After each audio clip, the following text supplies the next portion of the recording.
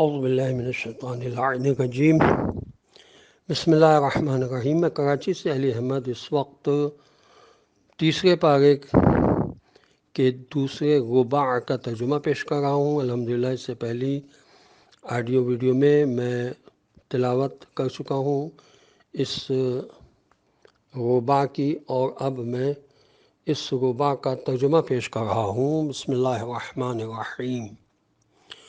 جو لوگ اپنے اموال کو راہ خدا میں رات میں دن میں خاموشی سے اور علی الاعلان خرچ کرتے ہیں، ان کے لیے پروردگار کے پاس اجر بھی ہے، اور انہیں نہ کوئی خوف ہوگا اور نہ حزن و ملال ہوگا۔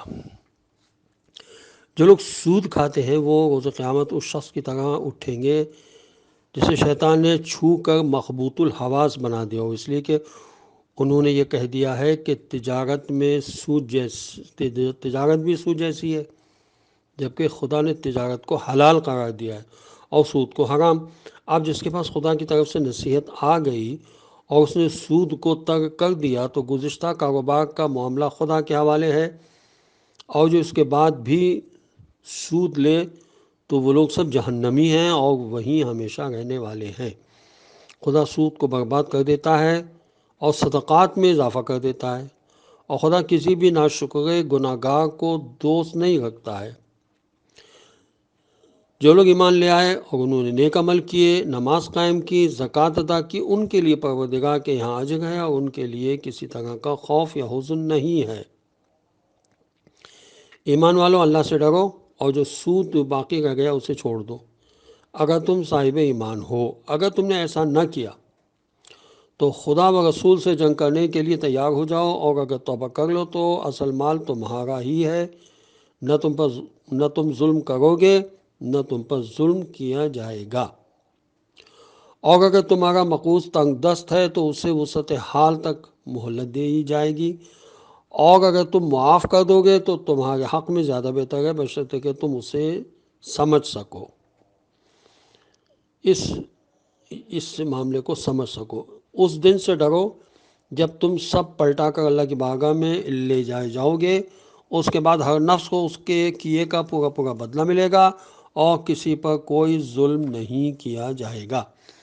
ایمان والوں، جب بھی آپس میں ایک مقرر مدت کے لیے قرض کا لین دین کرو تو اسے لکھ لو، اور تمہارے درمیان کوئی بھی کاتب لکھے لیکن انصاف کے ساتھ لکھے، اور کاتب کو نہ چاہیے کہ خدا کی تعلیم کے مطابق لکھنے سے انکار کرے، اسے لکھ دینا چاہیے، اور جس کے ذمہ قرض ہے اس کو چاہیے کہ وہ املا کرے اور اس خدا سے ڈرتا رہے جو اس کا پالنے والا ہے، اور کسی طرح کی کمی نہ کرے۔ اب اگر جس کے ذمہ قرض ہے وہ نادان، کمزور یا مضمون بتانے کے قابل نہیں ہے تو اس کا ولی مضمون تیار کرے، اور اپنے مردوں میں سے 2 کو گواہ بناؤ، اور 2 مرد نہ ہوں تو 1 مرد اور 2 عورتیں، تاکہ ایک بہکنے لگے تو دوسری یاد دلا دے۔ اور گواہوں کو چاہیے کہ گواہی کے لیے بلائے جائیں تو انکار نہ کریں، اور خبردار لکھا پڑھی سے ناگواہی کا اظہار نہ کرنا، چاہے قرض چھوٹا ہو یا بڑا۔ مدت معین ہونی چاہیے، یعنی پروردگار کے نزدیک عدالت کے مطابق اور گواہی کے لیے زیادہ مستحکم طریقہ یہ ہے اور اس عمل سے قریب تر ہے کہ آپس میں شک و شبہ پیدا نہ ہو۔ ہاں، اگر تجارت نقد ہے جس سے تم لوگ آپس میں اموال کی الٹ پھیر کرتے ہو تو نہ لکھنے میں کوئی حرج بھی نہیں ہے، اور اگر تجارت میں بھی گواہ بناؤ تو کاتب یا گواہ کو حق نہیں ہے کہ اپنے طرز عمل سے لوگوں کو نقصان پہنچائے، اور نہ لوگوں کو یہ حق ہے کہ اگر تم نے ایسا کیا، اور نہ لوگوں کو یہ حق ہے، اور اگر تم نے ایسا کیا تو یہ اطاعت خدا سے نافرمانی کے مترادف ہے۔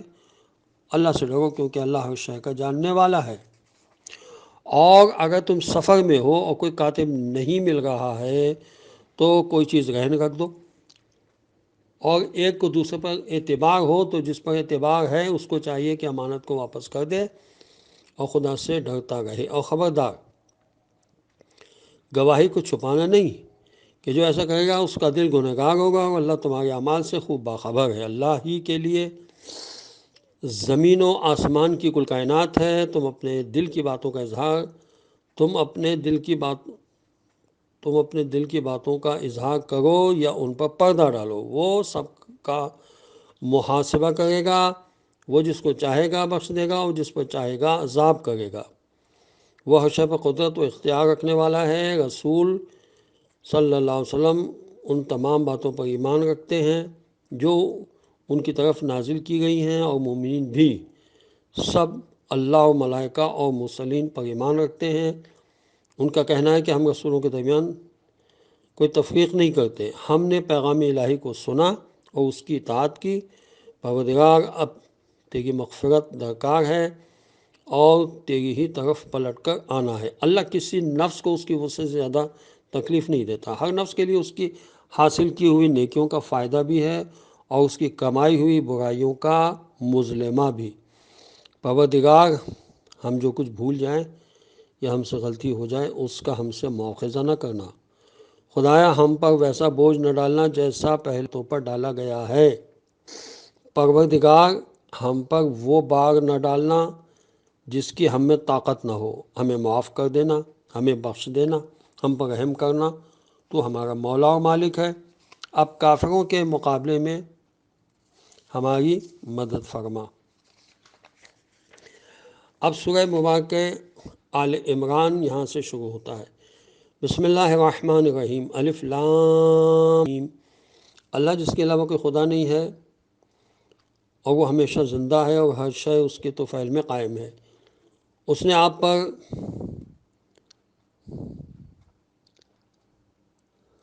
برحق کتاب نازل کی ہے جو تمام کتابوں کی تصدیق کرنے والی ہے، اور توریت و انجیل بھی نازل کی ہے۔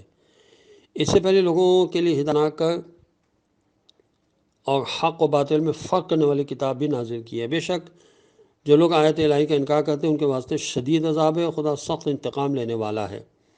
خدا کے لیے آسمان و زمین کی کوئی شے چھپی ہوئی نہیں ہے۔ وہ خدا جس طرح چاہتا ہے رحم مادر کے اندر تصویریں بناتا ہے۔ اس کے علاوہ کوئی خدا نہیں ہے۔ وہ صاحب عزت بھی ہے اور صاحب حکمت بھی ہے۔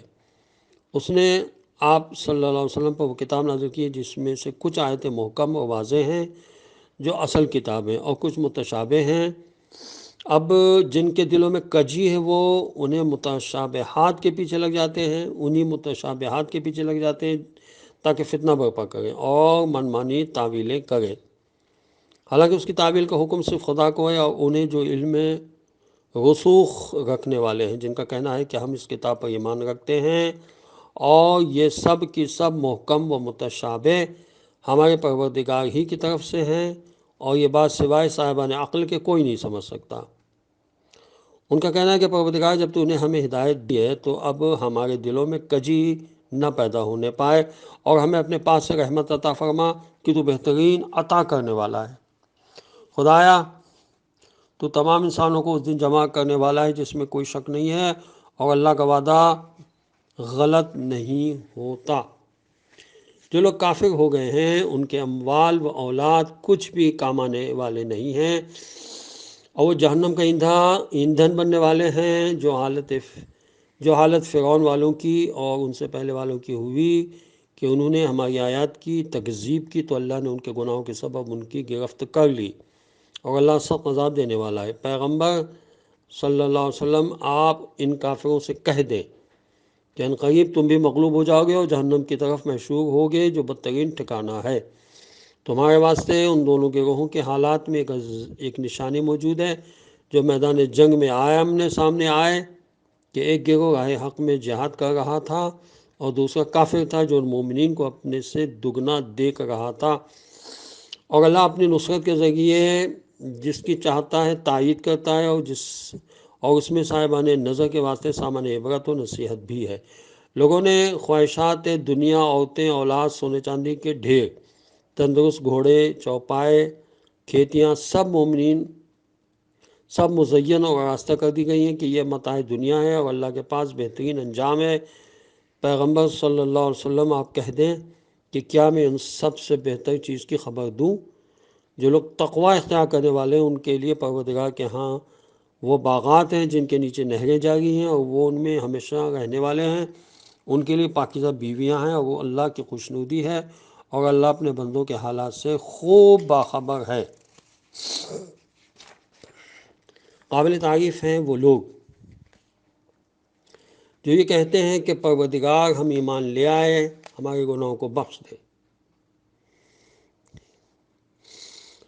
اور ہمیں آتش جہنم سے بچا لے۔ یہ سب صبر کرنے والے، سچ بولنے والے، اطاعت کرنے والے، راہ خدا میں خرچ کرنے والے اور ہنگام سحر استغفار کرنے والے ہیں۔ اللہ خود گواہ ہے کہ اس کے علاوہ کوئی خدا نہیں ہے، وہ صاحب عزت و حکمت ہے۔ السلام علیکم ورحمۃ اللہ وبرکاتہ۔